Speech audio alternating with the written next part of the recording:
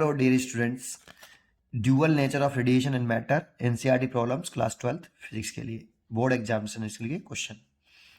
N electron mass M with initial velocity V vector.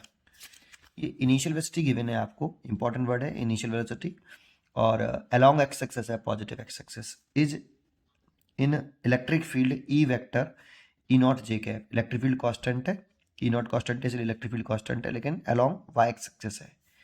If lambda naught initial de Broglie wavelength है h upon M V naught, it's de Broglie wavelength at time t second is given by. अगर हमें D Broglie wavelength निकालनी है after t second, तो देखो ये तो universal constant है h, और इलेक्ट्रॉन का मास बदलेगा नहीं, और फोर्स लग रहा है इसीलिए वेलोसिटी चेंज हो जाएगी आफ्टर t सेकंड। अगर हम वेलोसिटी निकाल लें आफ्टर t सेकंड कितनी है, तो ये वाला फॉर्मूला अगेन रिपीट कर देना, lambda is equal to h upon M V, बस v वेलोसिटी लिखेंगे आफ्टर t सेकंड और यहाँ पुट कर देंगे, सॉल्व करेंगे, डी ब्रॉगली वेवलेंथ का ये इनमें से कोई चॉइस एक आ जाएगी। यहाँ पे फोर्स का कंसेप्ट है इलेक्ट्रिक फील्ड का, समझते हैं कैसे करते हैं सॉल्यूशन। सबसे पहले आपको यहाँ initial de Broglie wavelength given है, तो ये लिख लो initial de Broglie wavelength of moving electron, ये रखिए lambda naught is equal to H upon M V naught. एक तो ये है। अब जैसा कि डायग्राम बना ले, एक हम डायग्राम बना लेते हैं यहाँ कि ये पॉजिटिव एक्स एक्सिस है और इस डायरेक्शन में आपका इलेक्ट्रिक फील्ड लग रहा है E vector E naught J cap, along Y axis लग रहा है, जे कैप मतलब अलोंग वाई एक्सिस, और इसमें ये इलेक्ट्रॉन की इनिशियल वेलोसिटी है V naught, V X naught कह लेता हूँ, अलोंग एक्स एक्सिस है इसीलिए वी नॉट आई कैप, ये हमें गिवन है। और वाई एक्सिस में कोई डायरेक्शन वेलोसिटी गिवन नहीं है, एक्स एक्सिस में गिवन है, वाई डायरेक्शन में जीरो है ना, वी एक्स नॉट प्लस यहाँ पे को है जीरो जे कैप ऐसे, तो वाई एक्सिस में कोई वेलोसिटी नहीं है, केवल एक्स एक्सिस में है वी नॉट, है ना, वाई डायरेक्शन में वेलोसिटी जीरो है। तो इससे हम लिख सकते हैं यहाँ पे कि यहाँ लिख देता हूँ, चलो initial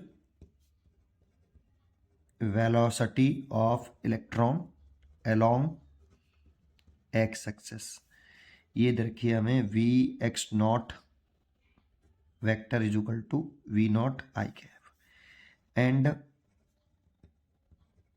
initial velocity of electron along Y X axis V Y naught, ये जीरो है, ये गिवन नहीं है, ठीक। इलेक्ट्रिक फील्ड लगा रखा है इसने यहाँ पर E vector is equal to E naught J cap along positive Y axis. अब जैसा कि हम जानते हैं जब कोई इलेक्ट्रॉन इलेक्ट्रिक फील्ड में एंटर करता है तो उस पर फोर्स लगता है इलेक्ट्रिक फील्ड के अपोजिट डायरेक्शन में, इसीलिए इलेक्ट्रिक फोर्स ऐसे लगेगा एफ वेक्टर। अब इन दोनों की डायरेक्शन अपोजिट है, तो electric force on electron in electric field वो लिखें तो F E vector is equal to minus E vector. Minus sign क्यों लगाया बताओ, जानते हो माइनस साइन इसलिए लगाया, माइनस साइन इलेक्ट्रॉन का चार्ज पुट नहीं किया हमने, माइनस साइन हमने ये बताया लगाया कि इलेक्ट्रिक फील्ड की डायरेक्शन और जो फोर्स की डायरेक्शन है वो एक दूसरे के अपोजिट है, जैसे कि डायग्राम में दिखा रखा है।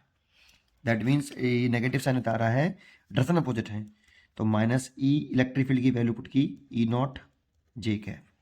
देखो इलेक्ट्रिक फोर्स आ रहा है अलोंग नेगेटिव वाई एक्सिस आपका, है ना, दिख रहा है।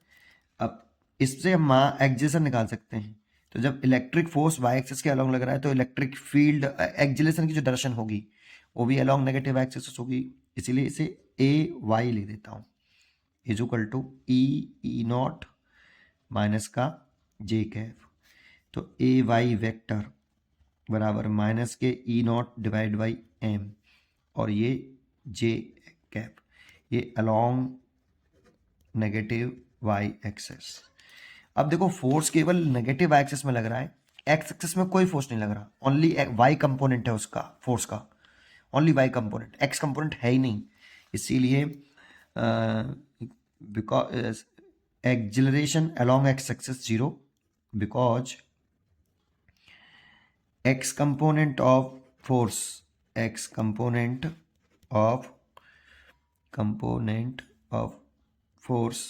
fx 0, x कंपोनेंट 0 है आपका, इसीलिए ये 0 है। ठीक, एक्सेलरेशन अलोंग एक्स एक्सिस 0 है, केवल वाई एक्सिस फोर्स लगा एक्सेलरेशन है। ठीक, तो अगर हम वेलोसिटी निकालना चाहें, अगर ये 0 है, दैट इज वेलोसिटी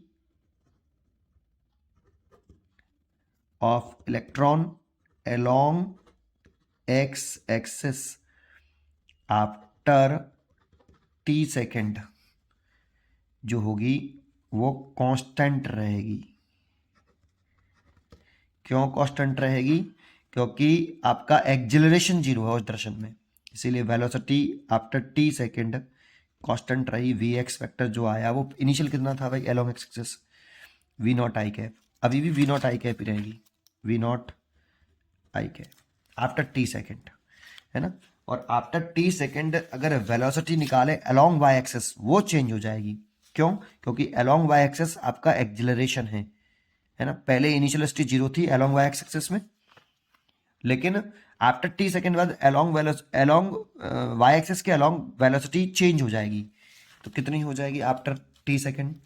इसीलिए velocity of electron along Y axis negative Y axis होगी after T second. Velocity of along Y axis T second बाद देखें तो इनिशियल वेलोसिटी तो कितनी थी? Initial velocity of Y plus acceleration और टाइम, तो ये तो 0 था भाई, प्लस एक्सेलरेशन कितना है आपका अलोंग वाई एक्सिस। देखो ये अलोंग वाई एक्सिस लिख लेते हैं, ये रहा। तो ये कितना है आपका माइनस का ई नॉट और टी पहले लिख लेता हूँ और डिवाइडेड बाई एम और जे कैप बाद में लिख देता हूँ। तो देखो ये वेलोसिटी आ गई along Y axis after T second, है ना। और आफ्टर टी सेकेंड मैंने वेलोसिटी भी निकाल ली अलोंग एक्स एक्सिस कांस्टेंट है और Y axis along Y axis इतनी है ना। तो देखो डायग्राम बनाना चाहें तो ये फोर्स उस पर इधर लग रहा है, इसीलिए ऐसे मूव करेगा।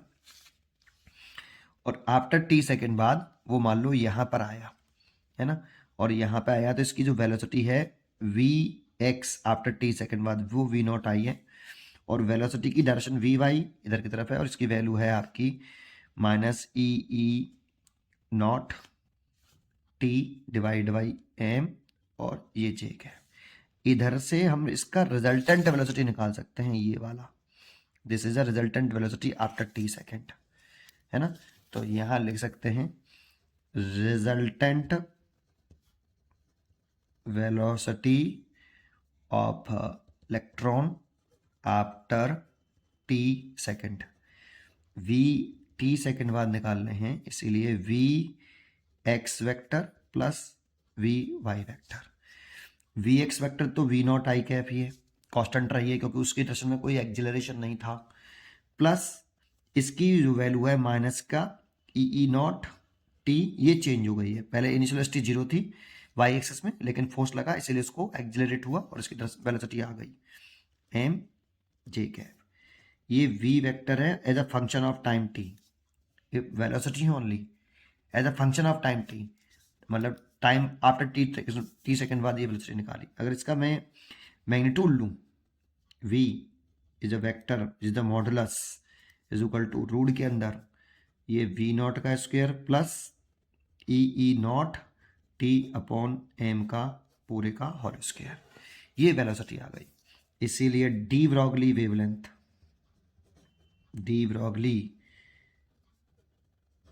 Wavelength of electron after T second, तो lambda is equal to H upon M, velocity is a function of time.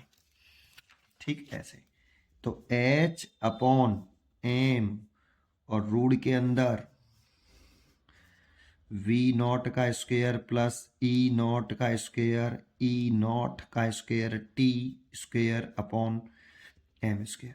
अगर देखो हमें इसे डी वेवलेंथ बनाना है lambda naught H upon M V naught था, तो इसमें से एम वी नॉट कॉमन लेना पड़ेगा, वी नॉट कॉमन लेना पड़ेगा। तो एच अपॉन इसमें से एम, अगर वी नॉट का स्क्वायर बाहर लगाऊंगा निकालूंगा तो ये रह जाएगा वी नॉट ओनली, और रूट के अंदर यहाँ 1 प्लस ई स्क्वेयर, ई नॉट का स्क्वायर, टी स्क्वेयर, और ये एम स्क्वेयर, और ये वी नॉट का स्क्वायर। देखो मैंने एक कॉमन ले लिया यहाँ पे वी नॉट, और इसकी जगह पे मैं ले सकता हूँ initial de Broglie wavelength lambda naught, और लैम्डा नॉट लिख दूँ तो इसे लिख सकता हूँ lambda naught divide by root के अंदर 1 प्लस ई का स्क्वायर, ई नॉट का स्क्वायर, टी का square upon M square v naught का स्क्वायर। ये लैम्डा आ गया, ये देखो ये आपका आंसर है। आफ्टर टी सेकेंड बाद डी ब्रॉगली वेवलेंथ है, इसीलिए इसकी जो चॉइस होनी चाहिए वो आपकी सी होनी चाहिए, है ना। C is a correct answer, C is a correct answer. आपको उम्मीद करता हूँ ये समझ में आया होगा। ये एनसीईआरटी प्रॉब्लम्स हैं, ठीक। पढ़ते रहिए और खुश रहिए। Thank you.